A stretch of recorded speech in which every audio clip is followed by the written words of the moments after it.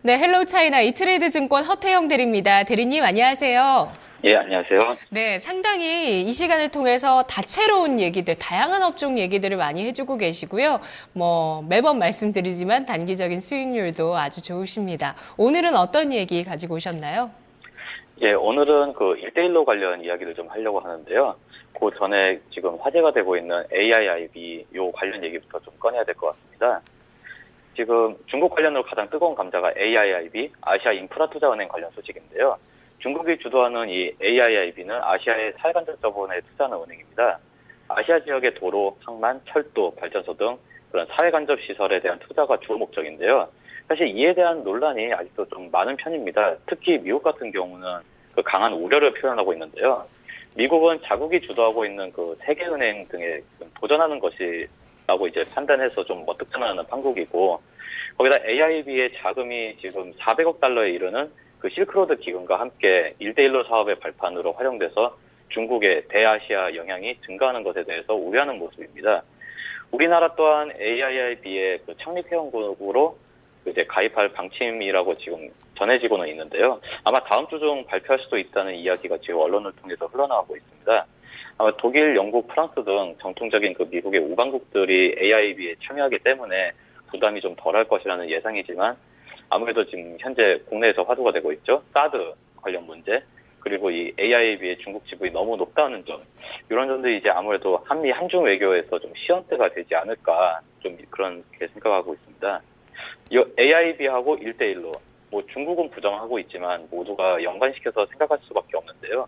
오늘은 이 1대1로 관련 수혜주인 그 이제 건설주들, 그 중에서도 이제 항만 쪽 건설 회사인 그 중국 교통건설에 대해서 이야기하려고 합니다. 네, 우리나라가 만약에 이 아시아 인프라 투자은행에 같이 참여를 하게 된다면 이게 전 세계적으로도 상당한 이슈가 될까요? 아무래도 지금 많은 국가들이 지금 이쪽에 다 이제 참여를 하고 있는데요. 네. 우리나라 같은 경우도 이제 아시아 쪽으로 지금 이제 서아시아, 중앙아시아 쪽 그쪽 인프라 쪽으로 영향력을 확대하기 위해서는 참여하는 게 맞지 않을까라고 하고 있는데 아무래도 좀 적극적이기보다는 좀 소극적인 방식으로 좀 참여하지 않을까. 하지만 그래도 어느 정도 우위를 다지려면은 창립국으로 참여하는 것이 더 유리하지 않을까라고 네. 보고 있는 것 같습니다. 이번 정권에서 또 목표가 통일이라는 목표가 있어서인지 더 그래서 그런지는 몰라도 그 어느 때 정권보다도 이 박근혜 정부가 친중적이다라는 얘기들도 많이들 나옵니다. 자, 그러면 오늘 1대1로 관련주 좀 알아보도록 할 텐데요. 시장에서 상당히 그동안 이쪽이 강했죠. 제가 우리 헬로우 차이나에선 다루지는 않았던 것 같은데 중국 남차라는 기업을 관심 종목에 넣어놨더라고요. 근데 연일 엄청 급등하더라고요. 이쪽이 상당히 강했죠. 예, 예전에도 한번 제가 1대1로 관련주를 한번 네. 소개시켜드렸던 적은 있었고요. 중국 남차 같은 경우는 소개를 드리고 싶었었어도 이게 작년 10월 말부터 거래 정지가 걸려 있었던 종목이었습니다. 그리고 이제 후방통이 열리고 나서 한 달 후에 거래 정지가 풀렸고 그때부터 이제 5일 연속으로 점상을 찍는 바람에 저희가 소개시켜드리기가 좀 애매한 종목이 돼버려가지고. 근데 지금 이제 중국 남차 같은 경우 이제 중국 북차하고 이제 합병 이슈 때문에 이제 계속 올라가는 게 주 요인인데요. 지금 그 합병까지 총 7차의 그 과정이 남았는데 지금 총 7차의 과정이 있는데 2차까지 지금 승인이 난 상태입니다. 그래서 앞으로도 한 5번 정도의 그 승인 절차가 남아 있는데요. 아마 그때마다 좀 주가가 더 움직이지 않을까라고 생각은 하고 있습니다. 네, 오늘은 중국 교통건설을 1대1로 정책 중에서도 수혜주로 가지고 와주셨어요. 어떤 기업이죠? 예, 중국 교통건설은 2006년에 창립된 중국 최대의 항만 도로 교량 건설사입니다. 2014년 기준으로는 그 항만 건설은 85%, 도로 및 교량 건설은 10%의 국내 시장 점유율을 보여주고 있고요. 이 사업 매출 기여도가 전체에서 약 45% 정도 됩니다. 중국 항만기계 제조 분야에서도 이제 최고 사이즈를 보여주고 있고 세계 3위의 준설 기업이고 그리고 세계 최대의 컨테이너 크레인 제조업체입니다. 이 중국 교통건설은 도급 건축 그리고 이제 자기들이 설계한 그 많은 프로젝트는 대부분 이제 국가 중점 건설 사업으로 아시아와 세계에서 최고의 사업으로 지금 기억되고 있는데요. 아까 말씀드린 그 컨테이너 크레인 생산 분야 같은 경우는 이제 글로벌 생산 70% 정도로 세계 1위를 유지하고 있고 그 선진 기술의 엔지니어, 과학자들 그런 고급 인적 자원과 더불어서 800여 척에 달하는 각종 현대화된 선박 그리고 5,600대에 이르는 공정기계를 보유하고 있습니다. 최근에는 더욱 적극적으로 해외 개발 프로젝트 그리고 국제급 도급 공정을 원조하는 등 아시아, 아프리카, 아메리카 등 글로벌 시장에서 이제 명성을 쌓아가고 있습니다. 아무래도 요 중국 교통건설을 이야기할 때는 아까 제가 말씀드린 1대1로 이쪽 이야기를 좀 빼먹을 수가 없을 것 같은데요.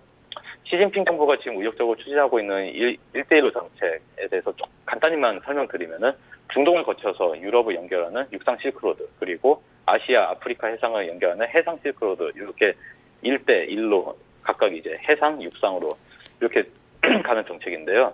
중국 정부는 이 1대1로 정책을 통해서 연결되는 개도국들에 대한 영향력 확대, 원자재 확보, 이런 것들을 지금 이제 효과로 노리고 있습니다. 근데 이러한 그 물류들의 대량 수송은 아무래도 육로보다는 해로로 가는 것이 좀 더 가격이 저렴하고 한 번에 많은 양을 좀 이제 수송할 수가 있습니다. 그리고 이렇게 해로로 수송하기 위해서는 그 기점이 되는 그 시작점과 출발점, 그러니까 시작점과 도착점 그리고 중간 기착지가 되는 항만의 건설이 필수적으로 필요한데요. 중동 여러 국가를 지나서 그리스, 모스크바 그리고 네덜란드까지 다 이어지는 그 장대한 프로젝트인 만큼 철도 교통망과 함께 해로의 연결이 이 1대1로의 좀 메인으로 될 거라고 생각하고, 중국 교통건설은 이 중에서 해로, 그 중에서도 이제 기본 인프라가 되는 항만시설 관련 큰 수혜주입니다. 네. 또 주목할 필요가 있는 이슈가 있다고요? 스리랑카 콜롬보항 개발 프로젝트 갈등은 뭐죠? 이게 지금 중국 교통건설 같은 경우 지금 스리랑카에서 지금 공사하던 게 지금 멈춰 있는 게 있는데요. 그리고 아무래도 1대1로 정책에 좀 연관되어서 이제 진행되는 프로젝트인데, 지금 스리랑카의 콜롬보라는 항구도시 개발 프로젝트를 지금 진행하고 있었습니다. 그런데 이게 중국하고 스리랑카 정부 간에 지금 좀 갈등이 좀 있습니다. 그 스리랑카 민간 항공국이 현재 개발 중인 그 콜롬보 항구도시의 연공이 중국 국유기업의 투자에 의해 건설되고 있기 때문에 그 건설되고 있는 땅에 그 연공, 거기가 이제 중국 정부의 컨트롤 안에 있게 된 것이 아니냐, 이런 가능성에 대해서 이제 질의를 했었고, 스리랑카 당국이 이거가 이제 합당하다고 여겨서 지난 5일부터 이 건설 프로젝트를 잠정 중단시킨 상태입니다. 물론 중국은 이제 외교 채널을 통해 가지고 적극적으로 항의를 하고 있는데요.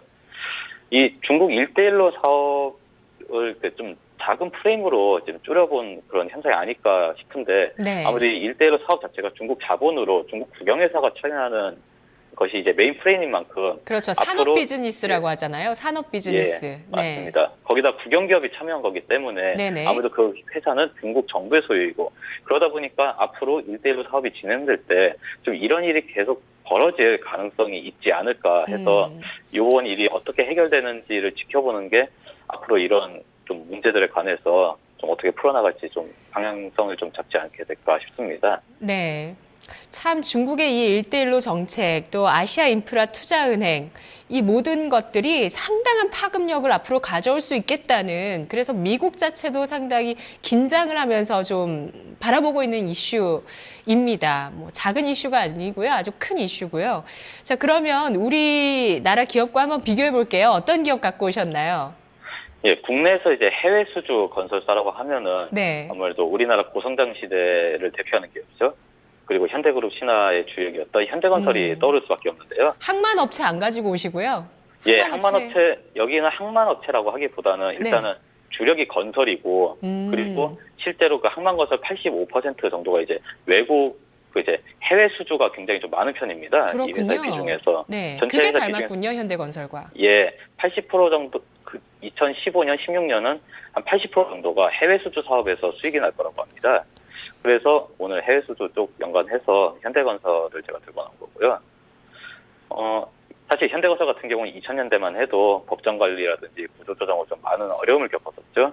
하지만 이제 워크아웃 조기 졸업 등으로 다시 어느 정도 건실한 모습으로 좀 돌아왔고, 그리고 건설회사 도급 순위에서도 2009년부터 2013년까지는 도급 순위 1위를 계속 유지하기도 했었습니다.